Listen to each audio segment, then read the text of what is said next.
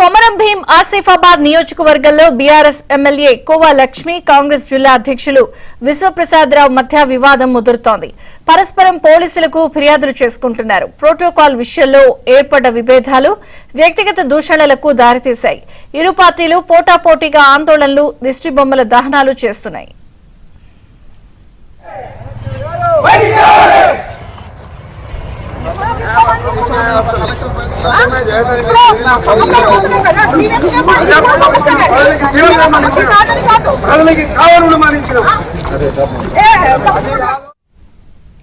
మూడు రోజుల క్రితం మంత్రి సీతక్క నియోజకవర్గంలోని రెబ్బనలో పర్యటించారు. ఆ కార్యక్రమంలో జిల్లా కాంగ్రెస్ అధ్యక్షులు పాల్గొనడంపై ఎమ్మెల్యే కోవా లక్ష్మి అభ్యంతరం వ్యక్తం చేశారు.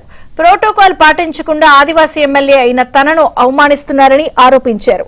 నిన్న కాంగ్రెస్ నేతల తీరుకు నిరసనగా కలెక్టర్ కార్యాలయంలో ఎమ్మెల్యే లక్ష్మి ఆందోళనకు దిగారు. ఈ సందర్భంగా జిల్లా కాంగ్రెస్ అధ్యక్షుడు విశ్వప్రసాదరావు, నియోజకవర్గ కాంగ్రెస్ ఇన్ఛార్జి శ్యామ్ నాయక్ పై కోవా లక్ష్మి పరుష పదజాలంతో విమర్శలు చేయడం మరింత రగడకు కారణమైంది. అభివృద్ధి చేయి, మేము సహకరిస్తాం, కానీ ఇక్కడ వ్యతిరేకంగా చేస్తూ మా మీద పెత్తనాలు చెల్లిస్తామంటే మాత్రం ఊరుకునేది లేదు. ఇక్కడ ఎవరైతే విశ్వప్రసాద్ అనేటోడు ఎవడండి? విశ్వప్రసాద్ ఎవడండి? నిన్న మా కార్యకర్త తిట్టిండు. ఎవడు వాడు విశ్వప్రసాద్ గాడు? మేమంటాం రారా, మేము నిత్య సమాధానం చెప్తాం. ఎవరు వాళ్ళు చెప్పండి? వాడు అంటాడా? నేను ఇవ్వాలంటున్నా. విశ్వప్రసాద్ గారు రా ప్రజల్లో పడి తెలుసుకుందాం.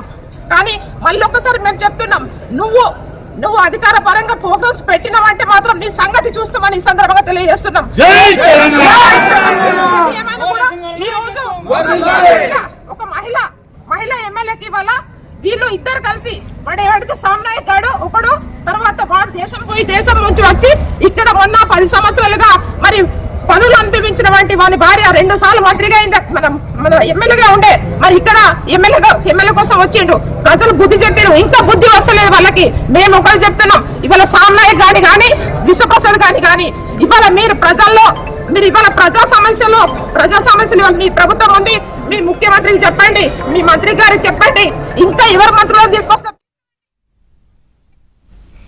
అయితే ఎమ్మెల్యే తీరుకు నిరసనగా కాంగ్రెస్ శ్రేణులు ఆందోళనకు దిగాయి. జిల్లా కేంద్రంలో కోవా లక్ష్మి దిష్టిబొమ్మను దగ్ధం చేశారు.